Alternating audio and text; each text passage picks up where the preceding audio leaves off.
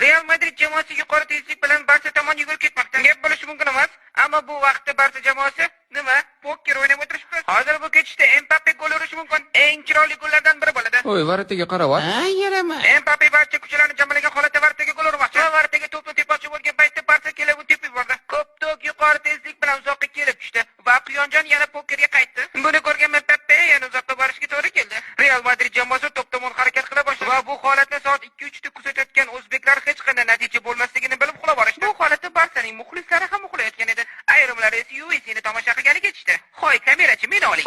Barsa o'yinchilari bu yerda noqonuniy o'yin o'ynashyapti. Sudya, siz qayerga qarayapsiz? Bu poker o'yinida xurramchilik ketyapti. Zuana. Barsaliklardan biriga qizil kartochka berildi va bu uning 3-chi kartochkasi edi. Va hamma uni xurram o'ynayotgan ko'rib qolishdi. Bu vaqtda Real Madrid jamoasi